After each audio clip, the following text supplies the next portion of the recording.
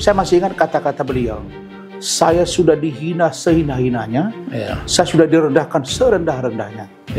Biarlah saya menempuh upaya hukum. Saya melihat Pak Jokowi, dia bukan pada hukuman fisiknya yang beliau kejar, tapi beliau ingin ada efek jerah. Kalau itu nanti setelah digelar perkara khusus, dua, lanjut kasusnya atau dihentikan.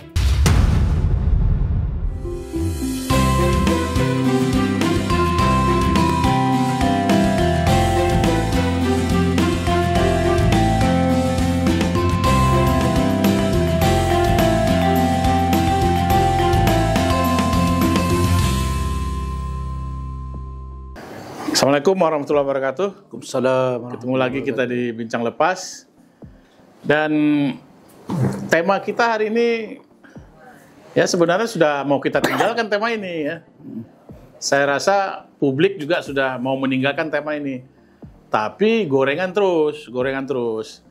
Nah, sebagai komitmen kita untuk kemajuan bangsa dan negara supaya tidak terlalu lama beredar di tema-tema yang tidak produktif, kami ingin Bincang Lepas ingin maju satu langkah. Soal isu ijazah palsu Pak Jokowi ini,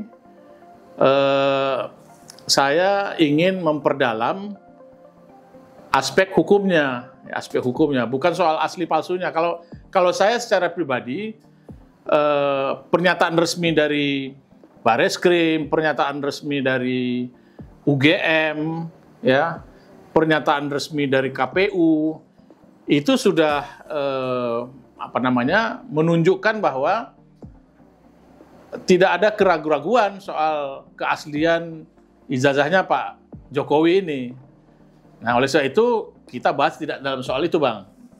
Kita akan bahas soal kira-kira seberapa mengancamnya bagi Roy Suryo, Dr. Tifa, kemudian Rismon, ya, terhadap ujaran kebencian, fitnah yang mereka lakukan terhadap diri mereka sendiri, ya. Di antara gerombolan ini, siapa yang paling berat ini, ya? Berapa tahun kan gitu. Nah, oleh sebab itu kami mengundang seorang ahli hukum, pengacara, dan beredar juga di isu ini, Bang Rasman Nasution. Iya, betul. Malam, Bang. Malam. Gimana, sehat? Alhamdulillah, Bang.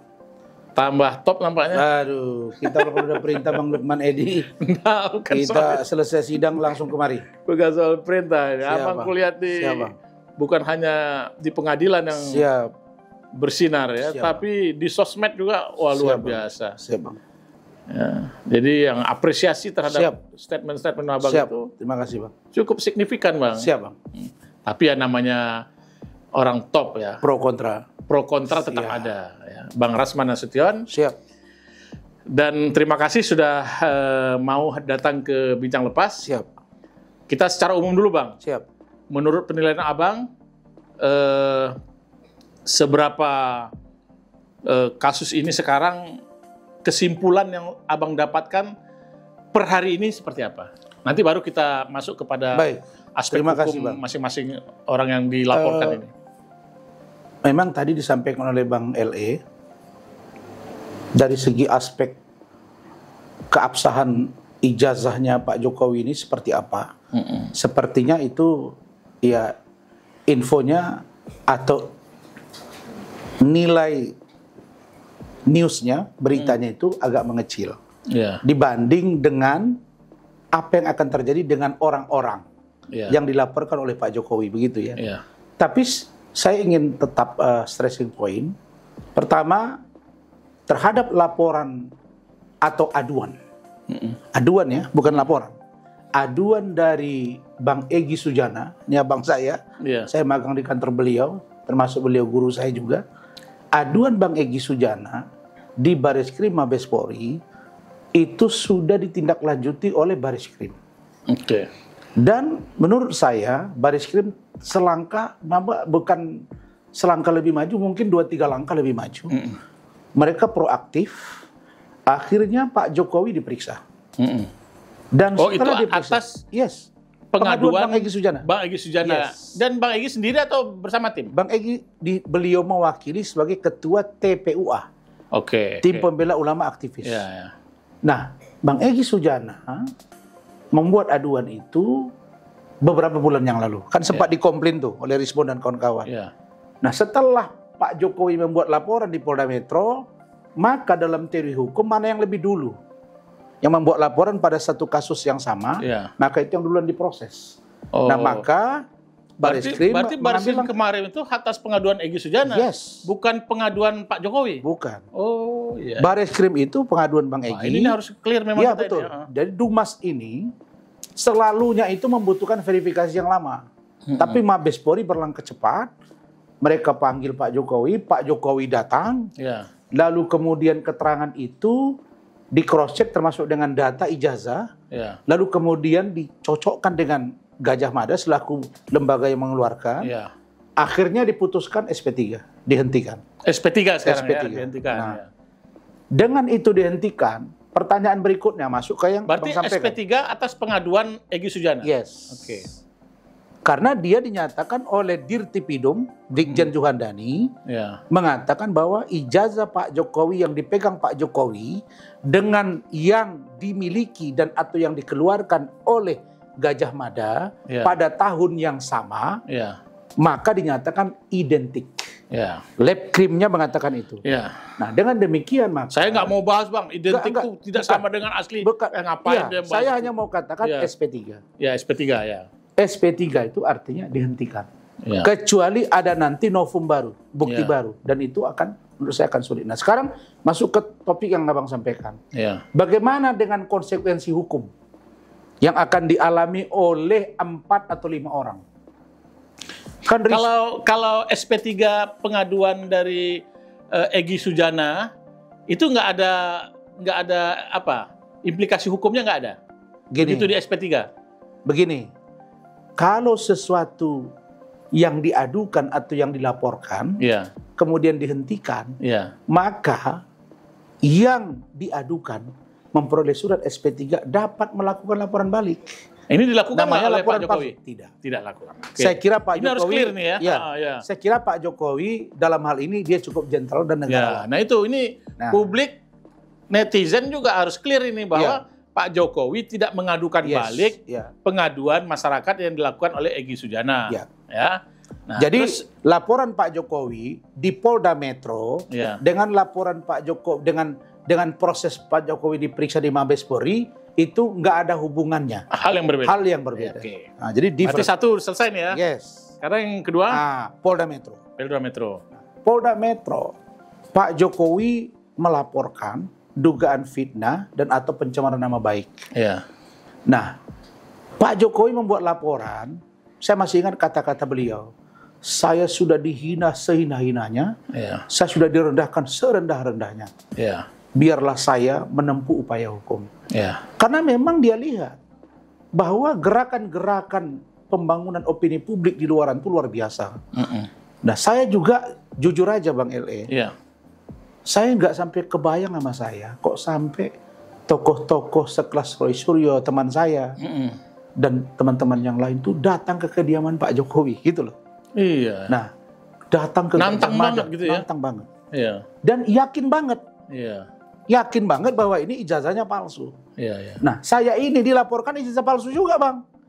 Kan saya dilaporkan tahun 2022 dan SP3. Apa indikatornya? Kan ini Bang, indikatornya adalah ketika lembaga yang mengeluarkan itu menyatakan itu sah, kemudian tanda tangannya sah, orangnya ada, tahunnya ada, database-nya ada, maka selesai. Nah, tetapi mereka ini justru sangat percaya diri. Hakul yakin katanya bahwa ijazah ini palsu. Pertanyaannya, kalau dinyatakan itu palsu, pembandingnya yang aslinya mana? Kan gitu Bang. Nah ternyata ketika saya lihat di TV, pernyataan dari Rismon, pernyataan dari Roy Suryo, Pak Rizal, Dr. Tifa, saya melihat bahwa ternyata mereka menganalisa postingan dari kader PSI di salah satu di artificial intelligence Ini yang mereka uji. Nah pertanyaannya, yang diuji ini fisiknya, iya kan? Atau bahan elektroniknya? Kan begitu.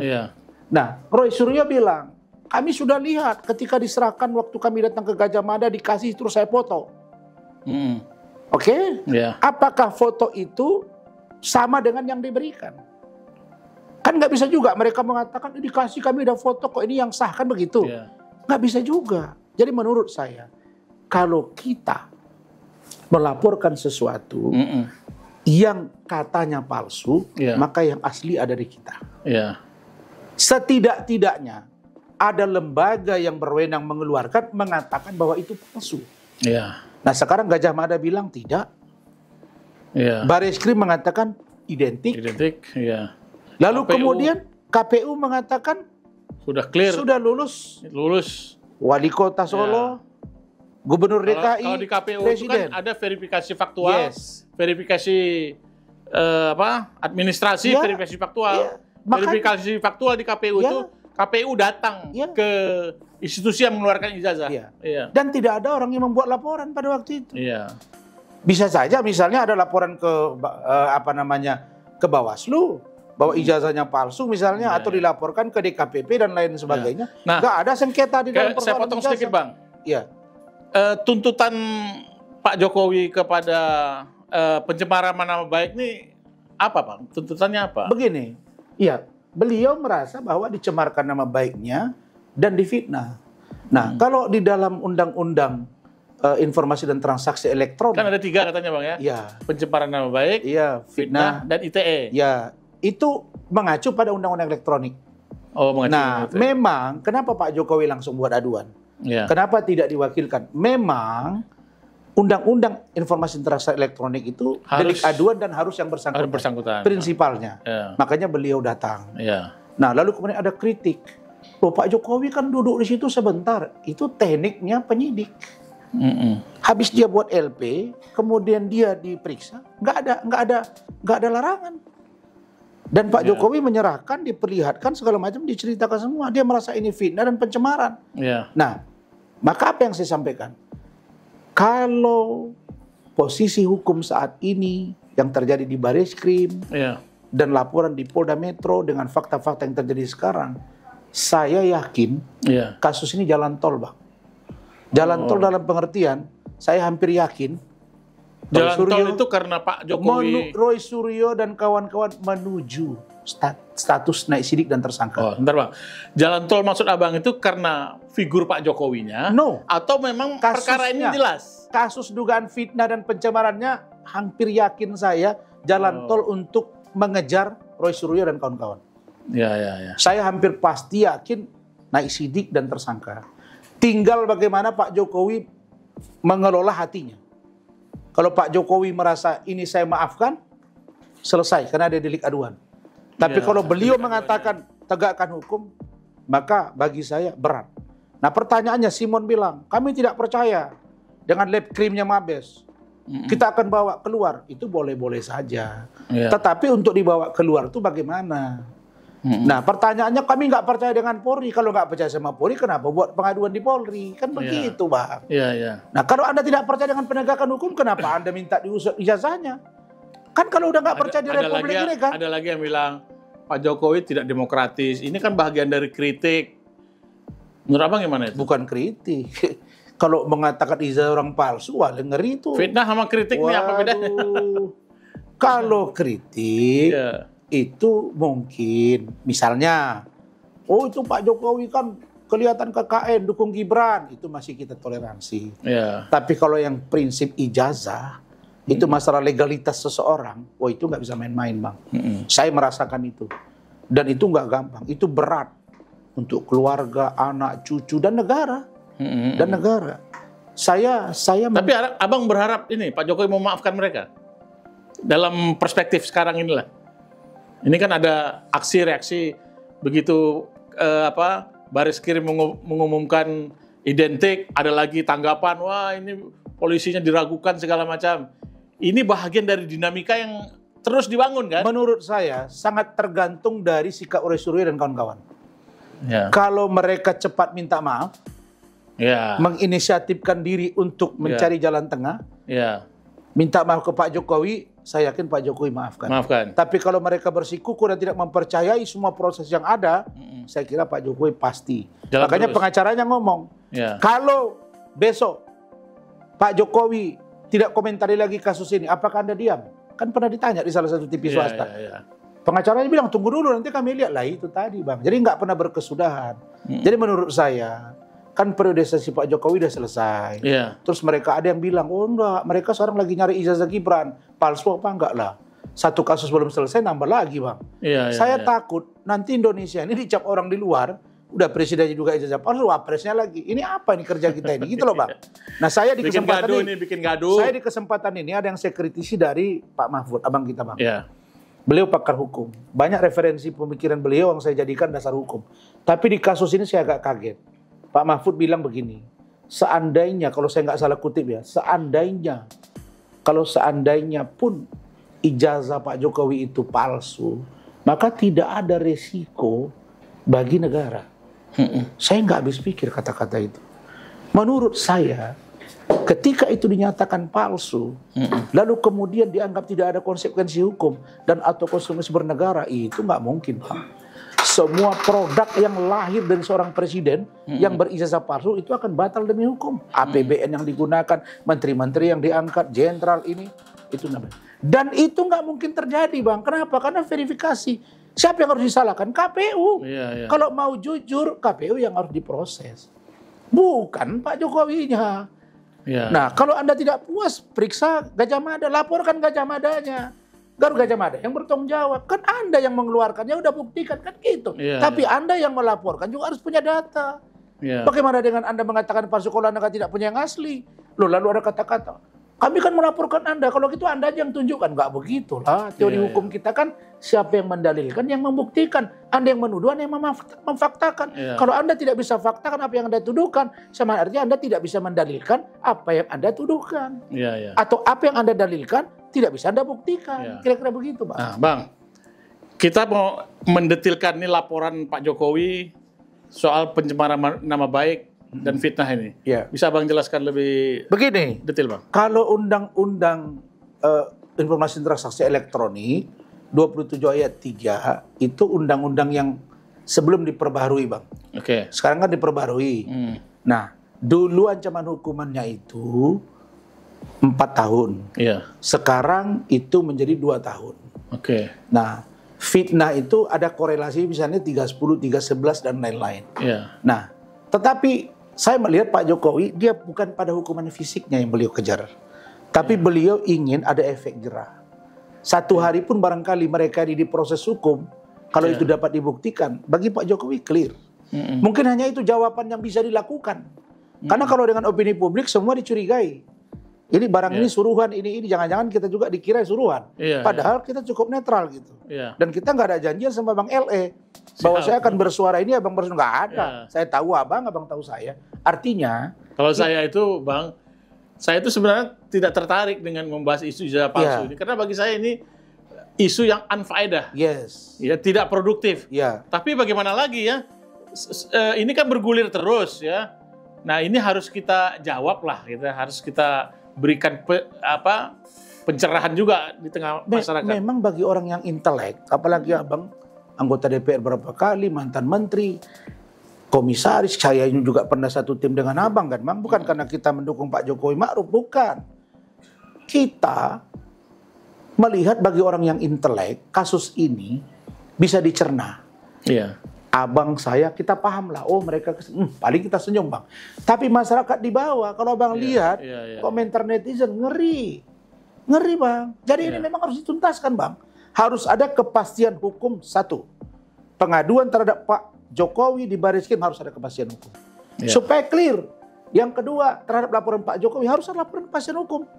Untuk memastikan pengadu itu bersalah atau tidak. Pak Jokowi kah yang palsu atau pengadunya yang tidak dapat membuktikan. Karena itu penting, Bang. Maka kalau menurut saya Rismon sudah agak was-was, sudah kalian datang minta maaf. Saya yakin selesai rekonsiliasi. Tapi kalau mereka masih ngotot, Pak Jokowi ngotot selesai barang ini. Mungkin karena ancaman hukumannya tidak lama, mungkin dia makanya udah kita jalanin aja. Pasal itu kan bisa pengembangan, Bang. Ada fitnah, ada ujaran kebencian. Iya kan? Tidak murni juga dengan pencemaran. Ya kalau itu bisa menjadi sebuah akumulasi, berat juga, Bang. Ya beratnya berapa tahun, Bang? Ya bisa 4 lah. Bisa 4 tahun? Tahunan gitu, Bang. Sama tuh Roy Suryo, Dr. Tifa, Rizal. Iya. Tapi kalau masuk ujaran kebencian beda lagi. Itu akan di atasnya lagi. Nah, jadi tergantung, Bang. Tergantung. Nah, dalam persoalan ini kan yang pasti Pak Jokowi melaporkan undang-undang elektronik.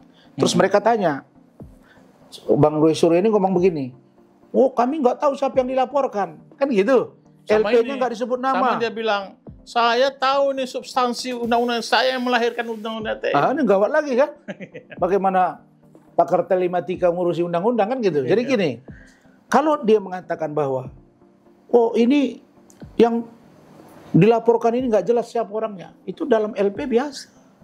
Biasa itu terlapor dalam lidik itu biasa, Bang. Mereka tapi kan udah kelihatan siapa pelapornya ini kan kelihatan siapa yang sering ngomong ini. Nanti baru ketemu pas biasa. Nggak ada di situ titipan, nggak ada. Bukan mereka cari bukti, enggak. Mereka sebetulnya sudah punya, tapi mereka harus komprehensif. Ingat, ini mantan kepala negara, Bang. Iya. Dan ini sudah 10 tahun jadi presiden. Dan ini sudah menjadi atensi berita nasional, negara internasional, Bang. Iya. Nah, jadi teman saya saja di Malaysia nelpon, apa benar presiden kalian berijazah palsu? Kan ngeri kita menjawabnya, Bang. Nah, ini nggak main-main. Nah, walaupun survei mengatakan 70% tidak percaya palsu. Oh iya, Bang. Survei dari indikator. Iya. Tapi yang bermain di media sosial, efeknya besar, Bang. Dan saya merasakan itu. Bahwa opini publik yang dibangun di medsos itu memang luar biasa efek. Jadi kalau Bang, Pak Jokowi, di antara 4 orang ini sama ini. Pasalnya sama. Sama beratnya nih. Sama. Nggak ada yang lebih berat daripada yang lebih ringan gitu. Orang pelakunya kalau sama. melihat dari ininya. Saya nggak melihat mereka berbeda, sama, Bang. Sama ya. Tujuan mereka sama, mengatakan ijazahnya palsu. Iya. Dan sampai sekarang terus produksi. Terus mereka sampaikan narasi itu dibangun, bahkan mereka menolak hasil lab krim itu, menolak hasil dari SP3 kepolisian. Mereka akan menggeruduk kepolisian. Makanya saya bingung. Kalau mereka menganggap bahwa kepolisian bukan sebagai sebuah lembaga penegak hukum yang dipercaya, kenapa ada aduan di kepolisian? Nah, kalau mereka tidak percaya, oh ini kasus nanti ujung-ujungnya kita bawa ke polisi nggak bakal diusut juga, atau nanti kalau Pak Jokowi yang lapor juga akan kita kena, ya kalau gitu nggak usah buat laporan apa-apa. Oh ya kita nggak terima di negara seperti ini. Kalau gitu gimana? Ya udah kita keluar aja dari Indonesia. Mungkin pikirkan begitu kan? Ya sekarang gimana, Bang? Kalau mereka nggak percaya dengan penegakan hukum, terus mau kemana? Emang kita mau ngadu kemana, Bang? Abang tadi bilang jalan tol ini. Jalan tol itu artinya dasar untuk mereka terjerat di kasus dugaan fitnah dan pencemaran nama baik ini menurut saya sudah sangat deras. Mereka mau pra peradilan. Iya. Bisa saja, Bang. SP3 diperapitkan boleh. Perapit itu kan salah satu objeknya adalah ya SP3. Dihentikannya sebuah kasus. Ya tinggal diuji saja administrasinya. Cuma kalau yang pengaduan Pak Jokowi misalnya nanti sudah mau masuk persidangan, mereka peradilan kan juga? Ya kalau mereka status tersangka, mereka perapit kan boleh juga. Panjang menjadinya. Tapi kalau perapit itu sebentar tuh, Bang. Cuma seminggu, cuma 5-7 hari kerja kan? Seminggu ya. Ya, tetapi untuk kasus yang di Mabes Polri kan Bang Egy Pendumas. Kalau Bang Egy tidak melakukan perapit, ya selesai sampai di situ. Bang Egy saya dengar kan di luar negeri, Bang. Beliau lagi kurang sehat, Bang. Ya kita doakan mudah-mudahan beliau sehat. Dan saya sebenarnya berharap Bang Egy jangan lagi mereka bawa-bawa menurut saya ya. Karena beliau juga fokus ke sehat, ke sakit beliau. Dan saya yakin Bang Egy sekarang juga, saya kira ya sudahlah, kan sudah diwakilkan oleh teman-temannya. Jadi saya kira yang 4 ini yang luar biasa. Rismon, Roy Suryo, Dr. Tifa, nama Rizal. Ini bersuaranya kencang sekali. Cuma yang saya lihat sekarang pada kesempatan ini kok daya gedor dan semangatnya agak berkurang saya lihat.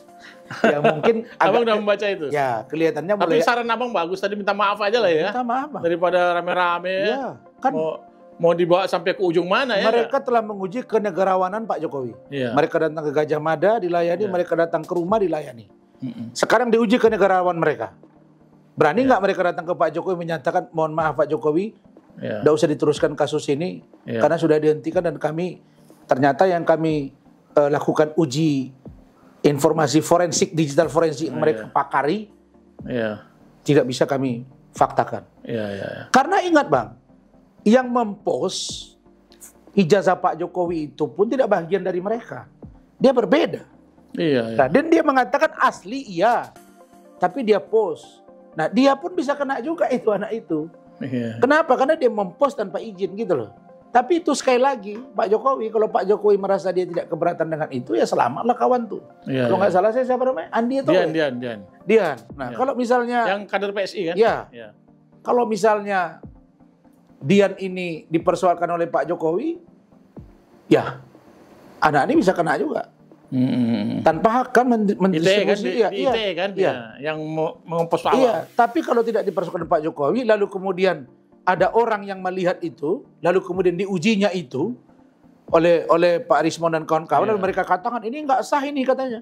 Ya, mereka bisa kena nggak bisa. Terus mereka bawa nama si Andi kena nggak bisa juga, Andi diseret-seret. Karena Andi cuma mempost. Kalian ribut kali pun ini ijazahnya yang sah. Ya versi dia kan. Tapi kalau diuji oleh orang lain, ya harusnya mereka bilang begini. Ijazah ini yang dipost oleh Andi telah kami lakukan keahlian kami untuk memeriksa audit digital forensik. Itu istilahnya. Hasilnya ini kami duga palsu. Atas nama Mulyono atau atas nama Jokowi. Kan gitu. Tapi kami tidak tahu Joko Widodo ini apakah Joko Widodonya Presiden RI ke-7 atau Joko Widodo yang lain. Kalau itu kalimat mereka lolos.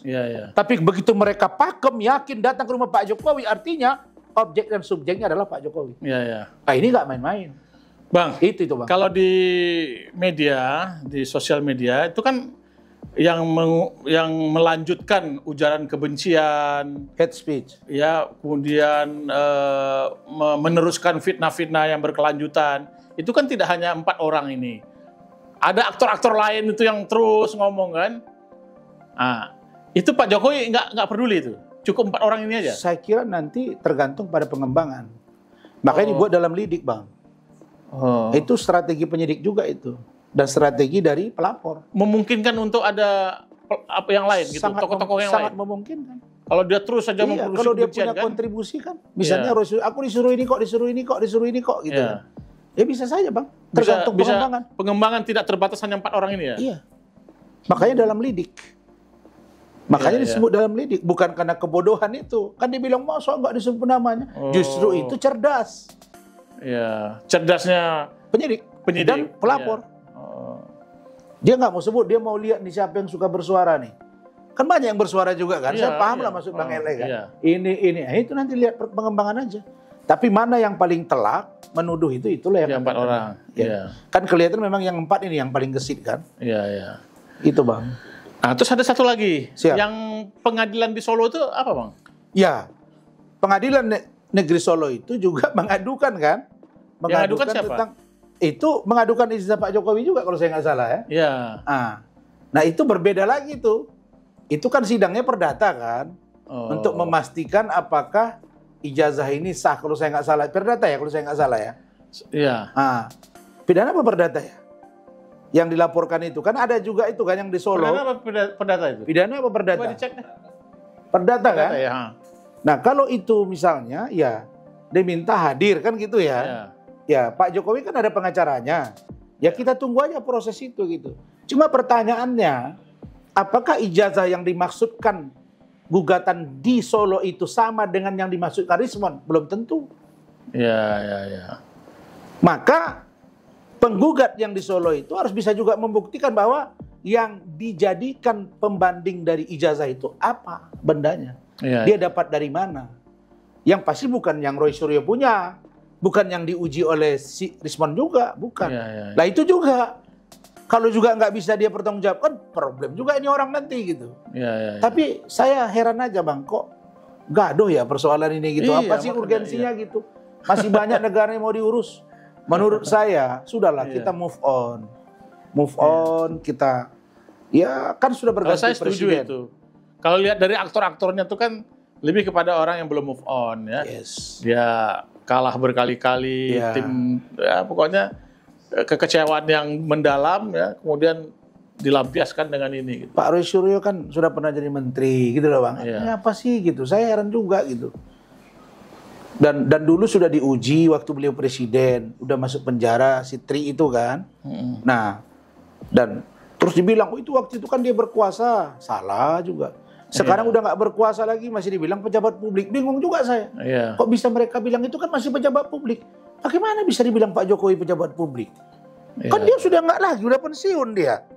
Nggak ada jabatan apa-apa dia. Oh kalau dia mendapat hak dari negara sebagai mantan presiden, itu bukan menggambarkan pejabat publik. Pejabat publik itu dia bisa melakukan dan atau mengambil sebuah putusan yang sifatnya berlaku untuk orang. Bisa mempengaruhi kebijakan dan atau putusan itu.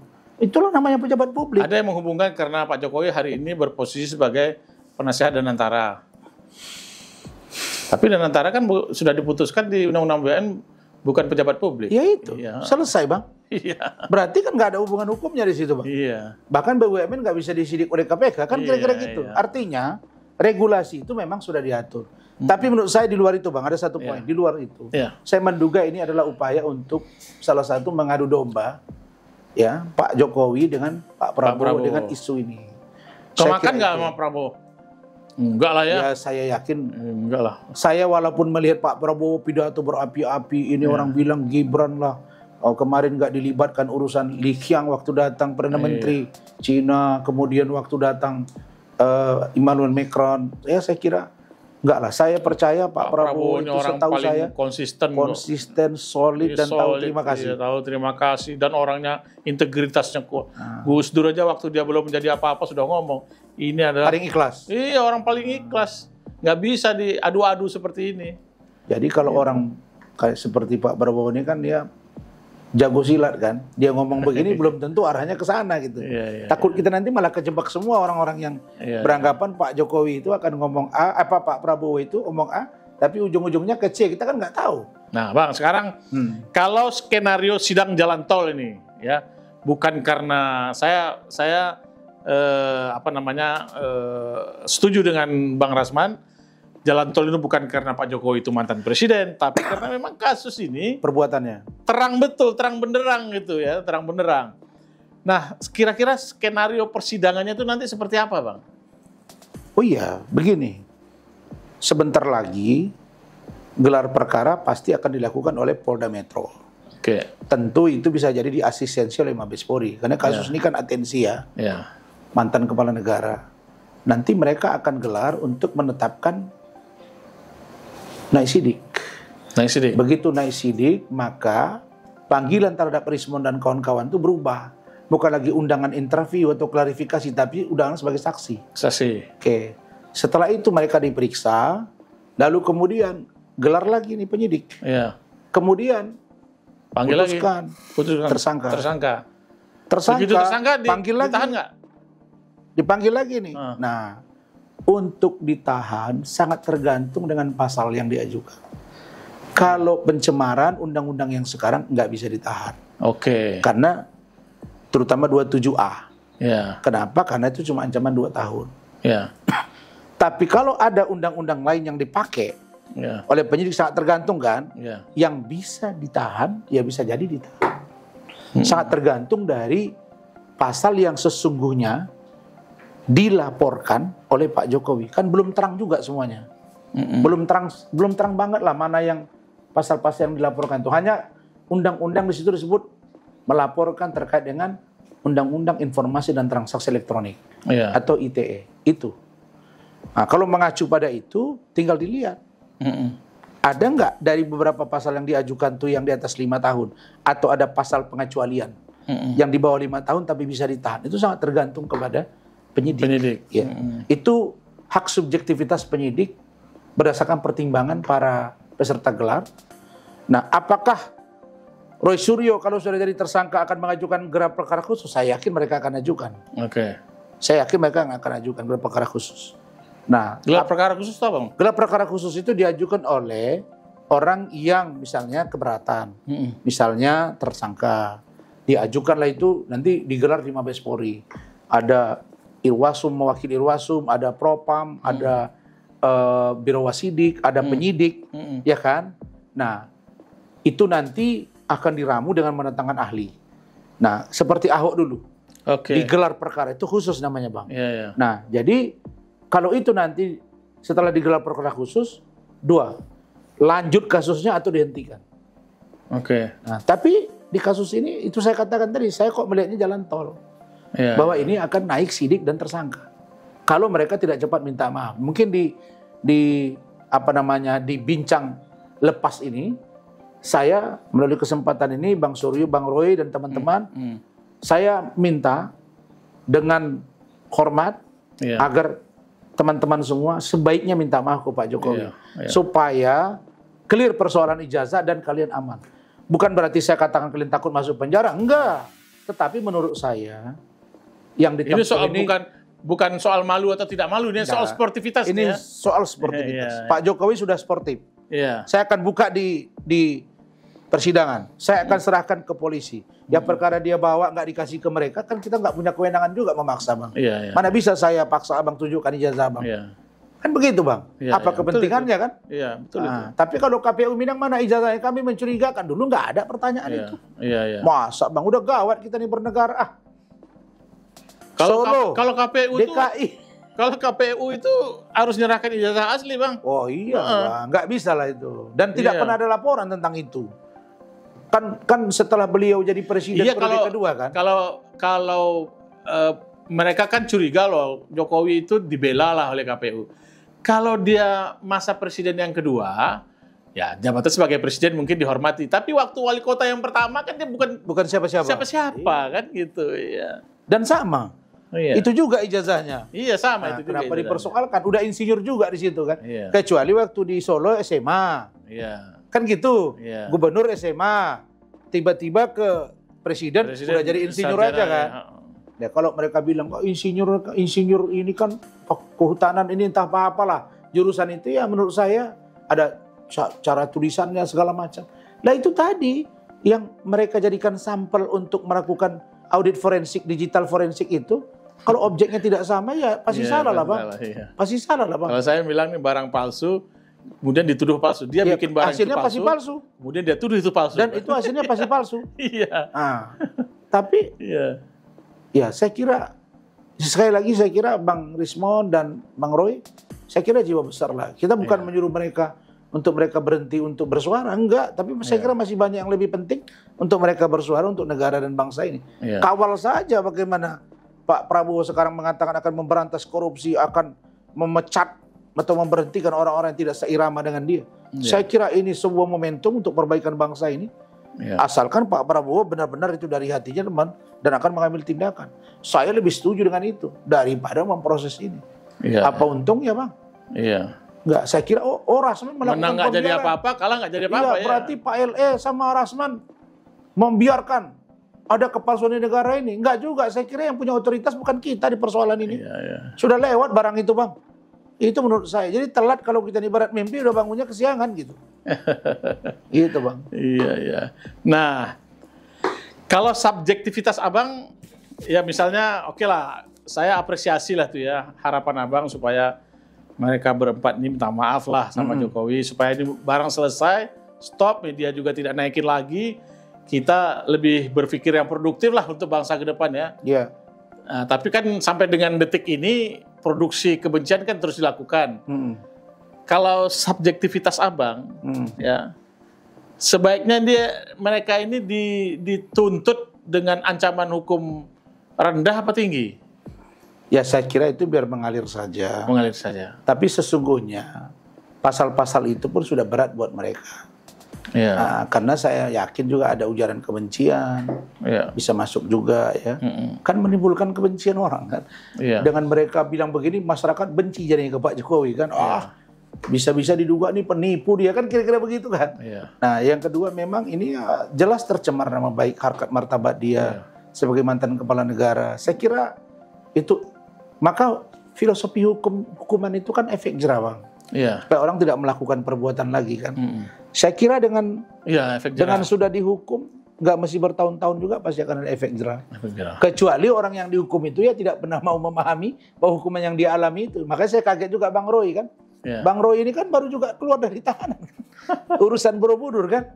Nah, tapi kayaknya nggak tahu saya apa karena itu dia marah sehingga dia mau gitu membabi buta. Tapi sampai hari ini saya kaget apa sih yang dikejar Bang Roy dan kawan-kawan gitu. Nggak ngerti saya. Nah, kalau mau dibilang ini ijazah palsu, terus mau diapain negara ini gitu? Kan bukan presiden dia, nggak ada juga untungnya gitu. Tapi, apakah kita setuju dengan sikap untuk membersihkan negara dari semua kejahatan? Yes. Tidak kita toleransi sekecil apapun kejahatan, karena kejahatan adalah kejahatan. Tapi yang paling salah Bang, dalam teori hukum itu ada yang disebut dengan facta sunt potentiora verbis. Apa itu?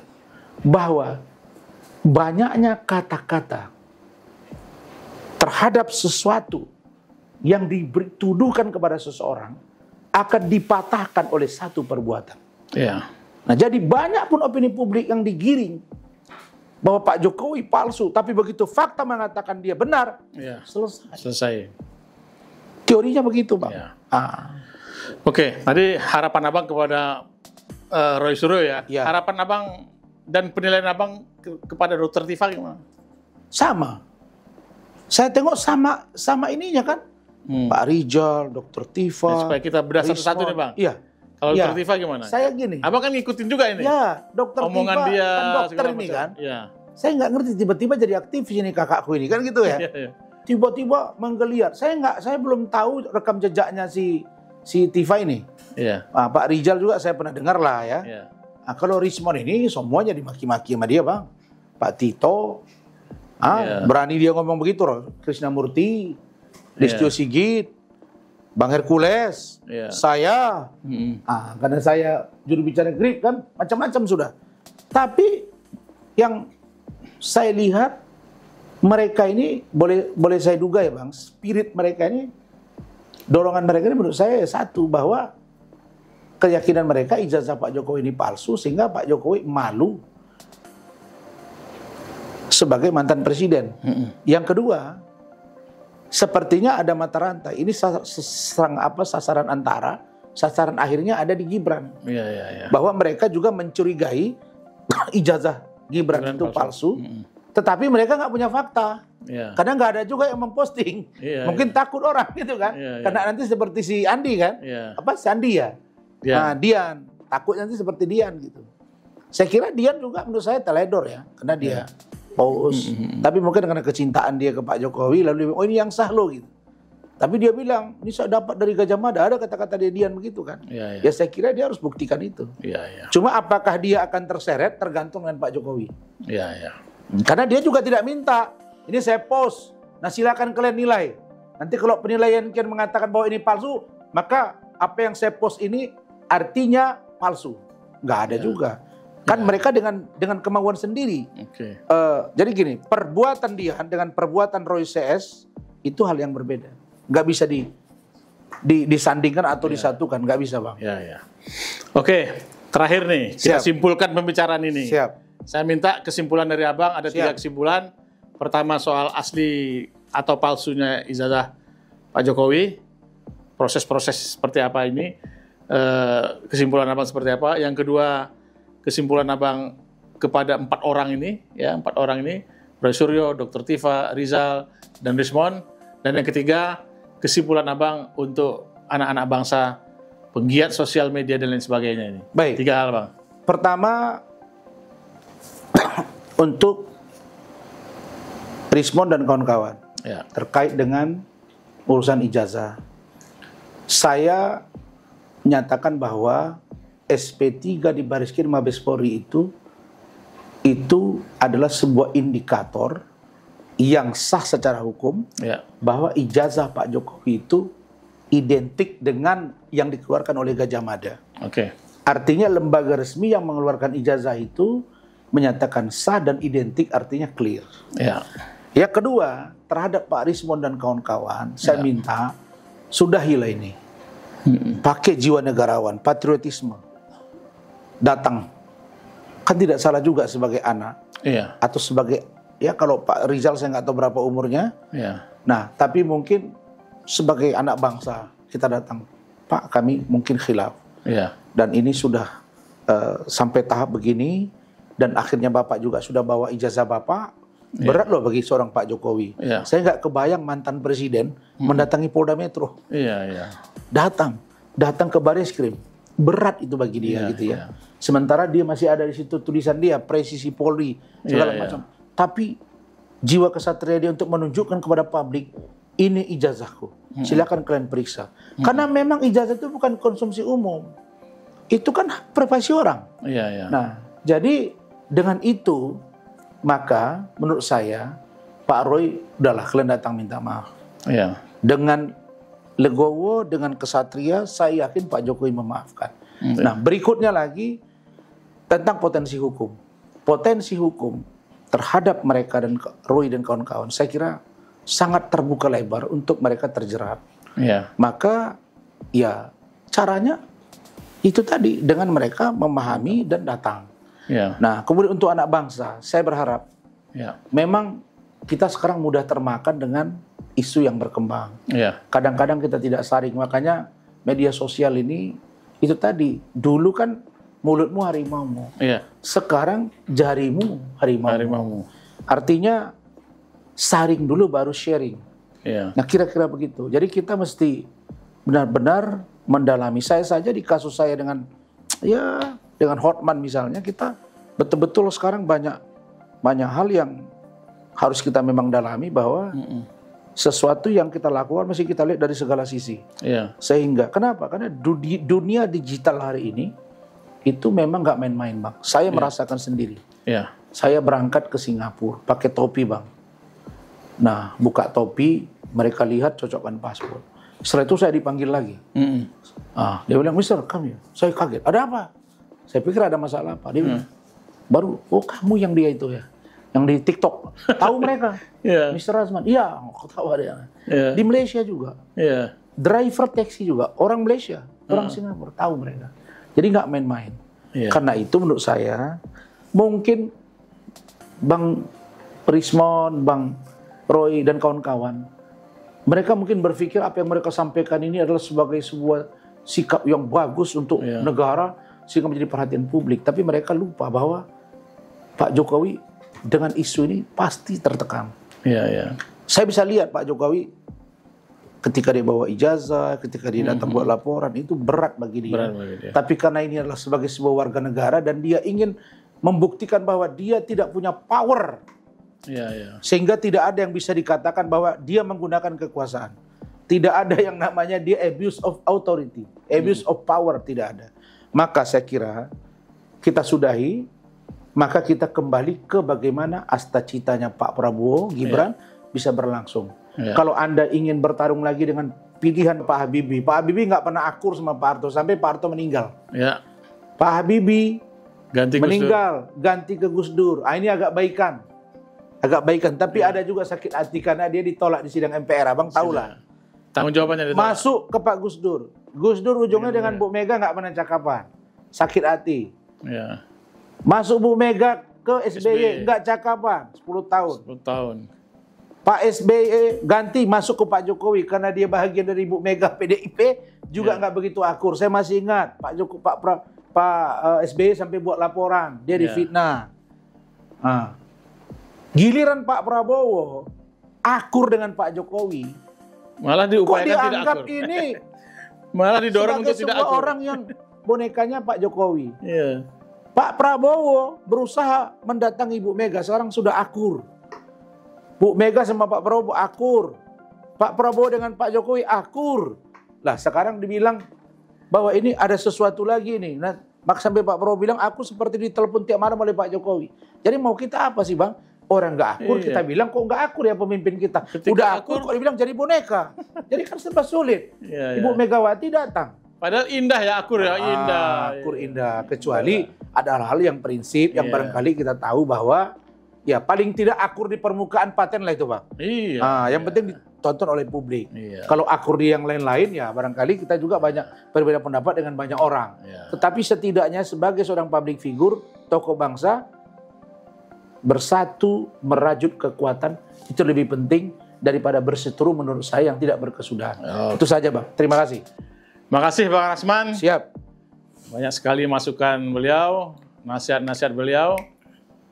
Ya walaupun sebagian bilang Bang Rasman tokoh kontroversial, tapi ini pandangan-pandangan yang sangat arif dari Bang Rasman untuk bangsa dan negara kita. Siap. Makasih atas perhatiannya. Bincang lepas. Wassalamualaikum warahmatullahi wabarakatuh. Waalaikumsalam warahmatullahi wabarakatuh. Bang, terima kasih Bang.